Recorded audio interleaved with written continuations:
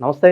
ఈరోజు మన స్టూడియోలో ప్రముఖ ఆధ్యాత్మికవేత్త, జ్యోతిష్య వాస్తు పండితులు బ్రహ్మశ్రీ ఉమామహేశ్వర సిద్ధాంతి గారు మనతో ఉన్నారు. గురుగారితో మాట్లాడదాం. గురుగారు నమస్కారం. ఆయుష్మాంతవ్. గురుగారు, మార్చ్ నెల 2025 తులారాశి వారికి ఎలాంటి ఫలితాలు ఉండబోతున్నాయి? ఎలాంటి రెమెడీస్ చేసుకోవడం ద్వారా మంచి ఫలితాలు ఉంటాయి అంటారు? సాధ్యయోగము బాలవకరణములో యోగకరణములను అనుసరించుకొని గోచార విధానాన్ని తీసుకుంటే తులారాశి వారికి యోగదాయకమైన స్థితి ఉందా, అపయోగమైన సమతల్యమైన స్థితి ఉంది. ఈ తులారాశి వారికి కొన్ని సందర్భములలో కొన్ని వేళలలో కొన్ని ప్రమాదములు జరగడానికి అవకాశం ఉంది. వాహన ప్రమాదం అవ్వచ్చు, మిత్రులే శత్రువులుగా మారి ఉన్నతమైన స్థానంలో ఉన్నవారిని కిందకి తొక్కే పరిస్థితి కలగజేయడం అంటూ జరుగుతుంది. మిత్రులను నమ్మి, బంధువులను నమ్మి నష్టపోయిన వారు, నష్టపోతున్న వారు కూడా ఈ తులారాశిలోనే ఉన్నారు. ఈ తులారాశి వారి యొక్క పరిస్థితి ఏంటంటే, తుల అనగానే ఒక కాంట, బ్యాలెన్స్డ్, కిందకి మీదకి పాపం ఎంత ఉందో పుణ్యం ఎంత ఉందో తూకాలు వేసేదే తులారాశి. వీళ్ళకి సమతల్యత అనేది ఉంటేనే కరెక్ట్గా ఉంటుంది, బ్యాలెన్స్డ్గా ఉంటుంది. ఏది ఎక్కువైనా తక్కువైనా అప్ అండ్ డౌన్ అవుతూ ఉంటారు. ఇక్కడ బంధువులు మిత్రుల వల్ల నష్టాన్ని కష్టాన్ని వీళ్ళకి దాచుకోవడము దోచుకోవడం అలవాటు లేదు. తులారాశి వారి గురించి చెప్పాలంటే దాచుకోవడము దోచుకోవడం అనేది అలవాటు లేదు. ఉన్నదాన్ని జేబులో ఉన్నంత మటుకు తీసి గొప్ప ఒక విషయం చెప్పండి, గొప్పలకు పోతారు. ఈ గొప్పలో పోయినందువల్ల అనేక రకమైన ఇబ్బందులు పొందుతారు. ఈ తులారాశిలో స్వాతి నక్షత్రములో 4 పాదములు కూడా తులారాశిలో ఉన్నాయి. ఈ స్వాతి నక్షత్రానికి ఆధిపత్యాన్ని వహించిన వాడు రాహువు. గురు రాహువులు ఇద్దరు మిత్రులే కాదు, మిత్రులే. గురువు రాహువు కూడా. గురువు ఎక్కడున్నాడు? తులారాశికి సంబంధితమైన వృషభ రాశిలో ఉన్నాడు. తులారాశికి వృషభ రాశికి అధిపతి శుక్రుడే.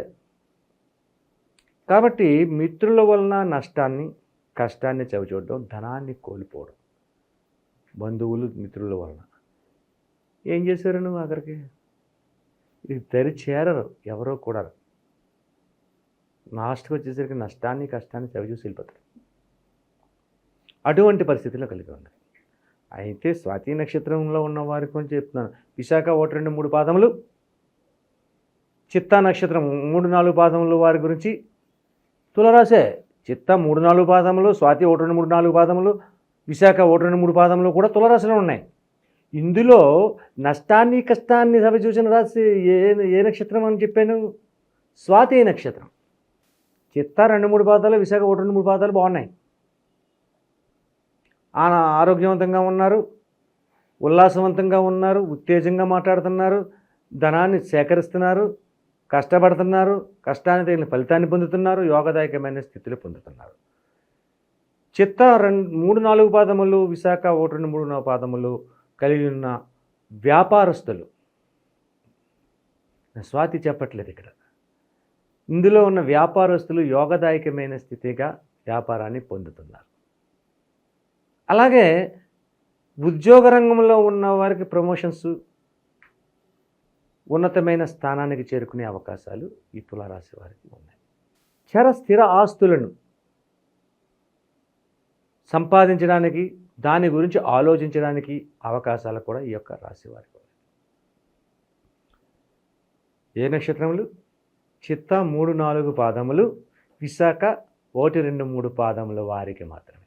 స్వాతి నక్షత్రంలో ఉన్న వారి పరిస్థితిని వేరే విధంగా తీసుకోవాలి. ఈ స్వాతి నక్షత్రంలో ఉన్న 1, 2, 3, 4 పాదముల వారు కూడా ఏ పని చేసినా నష్టాన్ని కష్టాన్ని చవిచూస్తారు. ఎదుటివారి మాయమాటలకు నష్టపోతారు. వ్యాపార రంగంలో నష్టాన్ని చవిచూస్తారు. ఉద్యోగ రంగంలో ఉద్యోగాన్ని కోల్పోతారు. వాహన ప్రమాదాలు సంప్రాప్తమవుతాయి. అలాగే మిత్రుల వలన కోర్టు వ్యవహార విధానాల్లో చిక్కుకుంటారు. ఇటువంటి విధానాలన్నీ తులారాశిలో స్వాతి నక్షత్ర జాతకులకు సంప్రాప్తమవుతుందని తస్మాత్ జాగ్రత్త. ఎట్టి పరిస్థితిలో చిన్నదానికి అత్యంత చిన్నదే కదా, ఏం కాదు అని వెనుకంజ వెయ్యకండి. దాని గురించి భూతద్దంలో చూడాలి. భూతద్దంలో చూస్తే మనకది కనపడుతుంది. చిన్నదే కదా అని చెప్పేసి వదిలిపెట్టుకున్నా. దాన్ని పెద్దదిగా తీసుకుని దాని యొక్క అనుకూలమైన పరిస్థితులు తెచ్చుకుంటే ఈ యొక్క కష్టాలని, నష్టాల నుంచి బయటపడడానికి అవకాశం ఉంటుంది. ముఖ్యముగా ఈ యొక్క స్వాతి నక్షత్రంలో ఉన్నవారు వాహనములు యందు కానీ, దూర ప్రయాణములు యందు కానీ, మిత్రులు నమ్మడం కానీ, బంధువర్గాన్ని ఆశ్రయించడం కానీ చేయకుండా తనకు తానుగా ఆలోచన చేసి ఎదరికి వెళితే బాగుంటుంది. ప్రస్తుత కాలం స్వాతి నక్షత్రయుక్త జాతకులు ఉన్న స్థితిగతులు ఎలా ఉన్నాయంటే, ఉన్న ఉద్యోగాన్ని కోల్పోయి లేనిపోని ఇబ్బందులకు గురయ్యి కుటుంబము యందు యోగ్యతాపరమైన స్థితిని కోల్పోయి ఉన్నారు. కాబట్టి ప్రతి విషయంలోనే కూడా ఆచితూచి అడుగులు వేయండి. స్వాతి నక్షత్ర జాతకులు ఈ రకమైనటువంటి పరిస్థితులు, అగమ్యగోచరమైన స్థితిగతుల నుంచి బయటపడాలి అంటే ఏం చేస్తే వీళ్ళు బయటికి వస్తారు? శ్రీ పంచముఖ ఆంజనేయ స్వామి దేవాలయాన్ని వెతకండి. పంచముఖ స్వామి దేవాలయం ఆంజనేయ స్వామి దగ్గరికే వెళ్ళాలి.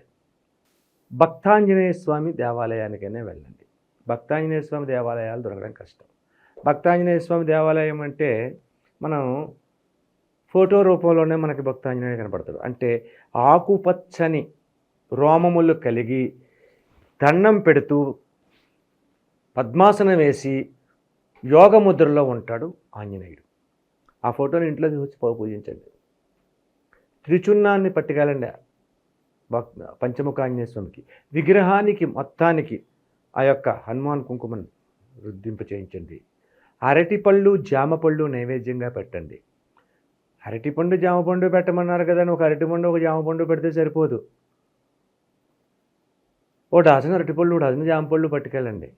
ఒక జామపళ్ళు నైవేద్యం పెట్టిన తర్వాత తీసుకుని ఆ అరటిపండు, జామపళ్ళుని అక్కడున్న భక్తులకు పంచండి.